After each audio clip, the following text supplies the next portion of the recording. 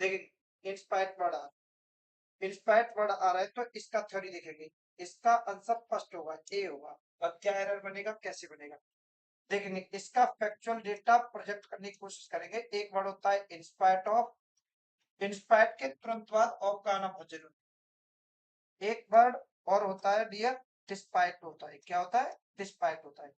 इन दोनों की जो थ्योरी है वो किस तरीके से है आप लोग समझने की कोशिश करेंगे। देखिए इंस्पाइट के बाद हमेशा ऑफ आता है, डिस्पाइट के बाद कभी भी ऑफ का यूज नहीं होगा, कभी भी ऑफ का यूज नहीं होगा। क्योंकि समझने की कोशिश करेंगे, ये बुक्स कहती है कि डिस्पाइट के बाद ऑफ का यूज नहीं होगा, मैं भी कहता हूं उसका यूज नहीं होगा। डियर डिस्पाइट के तुरंत बाद किसी भी प्रीपोजिशन का यूज नहीं होगा। After that of despite that can not be any type of preposition after that of despite. तो इसके बाद कभी भी किसी भी प्रीपोजिशन का यूज नहीं होगा।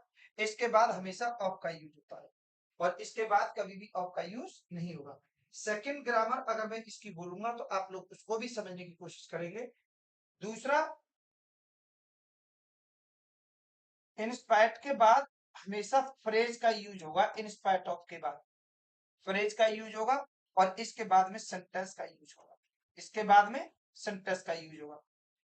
डिस्पाइट के बाद हमेशा सेंटेंस आता है और इंस्पायर्ड ऑफ के बाद में फ्रेज आता है। बच्चा बोलेगा कि सर फ्रेज क्या होता है, तो फ्रेज सेंटेंस का एक पार्ट होता है। Phrase a part of sentence, तो that known as phrase. Phrase is a group of words which make a sense but not a complete sense.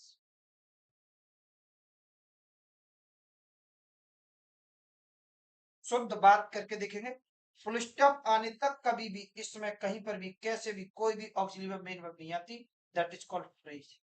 तो इंस्पायर्ड ऑफ के बाद फ्रेज आता है और डिस्पाइट के बाद सेंटेंस आता है। और देखेंगे तो इंस्पायर्ड ऑफ के बाद ये तो सेंटेंस बैठा है, तो यहाँ पर इंस्पायर्ड ऑफ को कट करके यहाँ पर डिस्पाइट का यूज होगा। इसलिए इसका आंसर क्या होगा बच्चा, डिस्पाइट का यूज होगा।